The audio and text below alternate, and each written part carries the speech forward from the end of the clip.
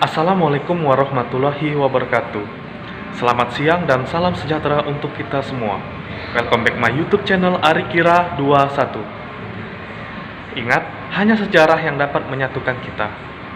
Kali ini saya berada di Museum Perjuangan Rakyat Jambi, tepatnya di depan patung Sultan Taha. Kali ini saya akan membahas mengenai sejarah Sultan Taha Saifuddin. Jadi, saya tidak hanya asal bicara ya guys. Saya memakai sumber dari Museum Perjuangan Rakyat Jambi itu sendiri. Jikalau kalian ingin mencari data tentang Sultan Taha Saifuddin, kalian bisa berkunjung ke Museum Perjuangan Rakyat Jambi. Oke, tanpa berlama-lama lagi, langsung saja, let's go!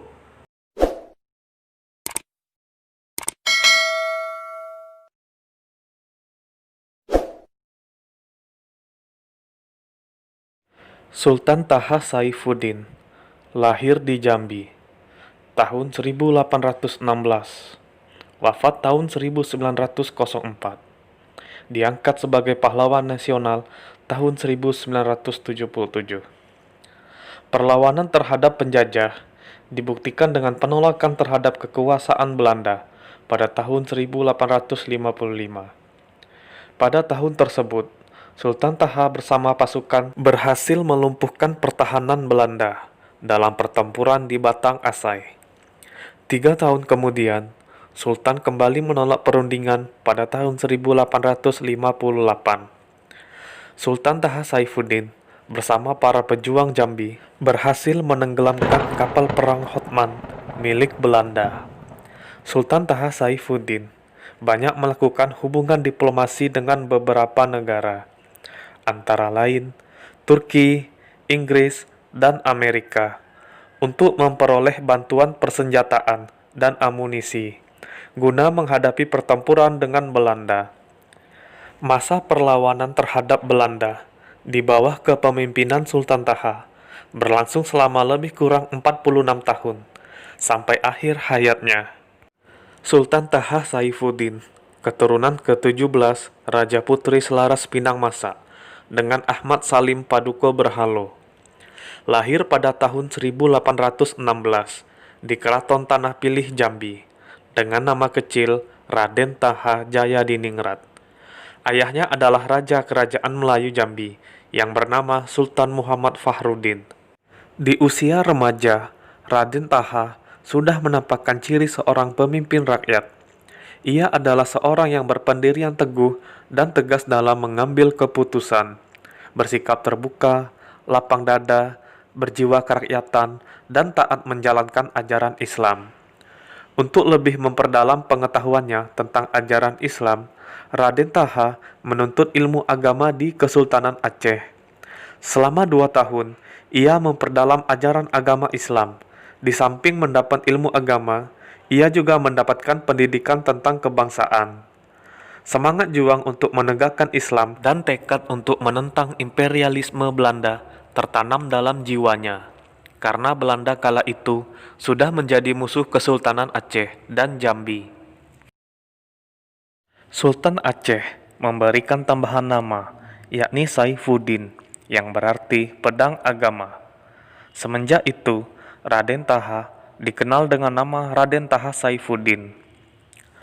Kepulangan Raden Taha Saifuddin dari Aceh disambut tulus oleh ayahanda Sultan Muhammad Fahruddin dengan memberikan kepercayaan sebagai duta keliling. Tugasnya adalah mempererat hubungan persahabatan dan ukhuwah Islamiyah dengan kerajaan-kerajaan sahabat di Malaya, Tumasik Singapura, dan Petani Siam. Dalam lawatannya, Raden Taha Saifuddin sekaligus menimba pengalaman dari tempat yang dikunjunginya itu. Pada tahun 1841, ayahnya wafat. Pamannya Abdurrahman Zainuddin dinobatkan sebagai sultan. Raden Taha Saifuddin diangkat sebagai Pangeran Ratu atau putra mahkota dengan gelar Pangeran Ratu Jayadiningrat. Setelah menjadi putra mahkota sekaligus Perdana Menteri, Raden Taha mencanangkan agar seluruh rakyat pandai membaca Al-Quran dan menulis aksara Arab, memajukan pertanian, perkebunan, peternakan, dan pengolahan hasil hutan, serta mengintensifkan penambangan emas. Semua kegiatan itu dipertanggungjawabkan kepada Pepatih Dalam, Pepatih Luar, dan Jenang. Setelah Sultan Abdurrahman Zainuddin wafat, Raden Taha Saifuddin dinobatkan sebagai Raja Kerajaan Melayu Jambi. Dalam pidato pengukuhannya, ia menyatakan rasa tidak senangnya terhadap Belanda. Karenanya Sultan Taha membatalkan semua perjanjian yang telah dibuat oleh sultan-sultan terdahulu, karena dianggap merugikan rakyat dan Kesultanan Jambi. Kemudian pemerintah Belanda memberi wewenang kepada residen yang berkedudukan di Palembang untuk berunding agar Kesultanan Jambi mau mengakui pemerintahan Belanda dan Sultan Taha tetap dapat berkuasa. Namun, wilayah kekuasaannya diakui sebagai pinjaman dari pemerintah Belanda. Sultan Taha tetap menentangnya, sehingga Belanda mengancam akan menurunkan Sultan dari tahtanya. Namun, Sultan tetap tidak ingin untuk berunding.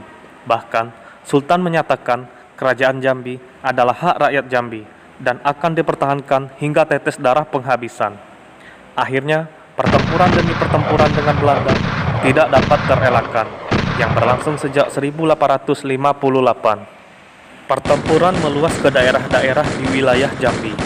Berbagai taktik strategi dilakukan, dan kemenangan pun datang silih berganti. Setelah melalui peperangan yang panjang, Sultan beserta pasukan melakukan gerilya ke daerah Uluan, guna menghindar kepungan musuh. Suatu ketika, dalam pertempuran sengit, dini hari 27 April 1904, di Betung Bedarah, Sultan Taha Saifuddin dengan tak henti-hentinya mengumandangkan kalimat Allahu Akbar. Seiring itu pula Tuhan menjemputnya. Sultan gugur dalam usia 88 tahun. Sebagai kusuma bangsa. Perjuangan tidak terhenti. Salah satu pengikut setia Sultan, yakni Raden Matahir, terus berperang melawan musuh. Raden Matahir, panglima perang gerilya yang dikenal dengan sebutan Singa Kumpe ini, tidak membiarkan seorang pun Belanda bercokol di negeri Jambi. Setelah beberapa tahun bergerilya, Raden Matahir pun gugur. Namun, rakyat Jambi tetap bersatu. Dengan fisabilillah mereka terus bergerak, takkan menyerah. Hingga proklamasi 17 Agustus 1945 dan perjuangan mempertahankan kemerdekaan yang kemudian rakyat Jambi menghadapi agresi militer Belanda. Perjuangan dan kepahlawanan Sultan Taha Saifuddin diakui negara hingga terpatri pada gelar pahlawan nasional sebagaimana tertera dalam keputusan Presiden RI tanggal 24 Oktober 1977 nomor 079 TK 1977. Kebesaran nama Sultan Taha Saifuddin diabadikan pada nama Universitas Agama Islam Negeri atau yang biasa disingkat UIN Sultan Taha. Bandar Udara Sultan Taha Saifuddin, kapal perang RI KRI Sultan Taha Saifuddin, Hutan Raya Sultan Taha Saifuddin di Senami Batanghari, dan yang lainnya. Sosok tegar dengan kewibawaan serta karismanya dapat dilihat di Museum Keprajuritan TMII Jakarta. Sosok Sultan Taha dengan didampingi 2 ekor harimau dapat ditemui di pintu utama Museum Perjuangan Rakyat Jambi. Di halaman VIP Room Bandara Sultan Taha Saifuddin terdapat pula patung dada atau setengah badan, seakan menyapa ramah kepada tamu yang hadir di bumi sepucuk Jambi 9 Lurah. Monumen Sultan Taha juga didirikan di lapangan kantor Gubernur Provinsi Jambi, dan monumen yang sama berdiri pula di Simpang Kota Muara Tebo, adalah simbol kebesaran, ketegasan sikap, kemurnian jiwa, serta semangat juangnya akan terus merambah pada jiwa dan sikap rakyat Jambi untuk menuju kemajuan, kesejahteraan, dan kemakmuran negeri Jambi tercinta. Bumi Pertiwi tersenyum bangga, memangku jasad putra bangsa, berbalut kepasrahan atas pengabdian, ketulusan, dan kegigihan sebagai pejuang rakyat dan bangsa. Ragamu sirna, namun jiwa dan semangat juangmu senantiasa terpatri di dada anak bangsa. Esa hilang, dua terbilang, patah tumbuh, hilang berganti. Sang pahlawan disemayamkan di Makam Pahlawan Nasional Muaro Tebo. Oke guys, mungkin hanya ini yang bisa saya sampaikan. Jikalau saya ada salah kata, mohon dimaafkan. Saya akhiri. Wassalamualaikum warahmatullahi wabarakatuh.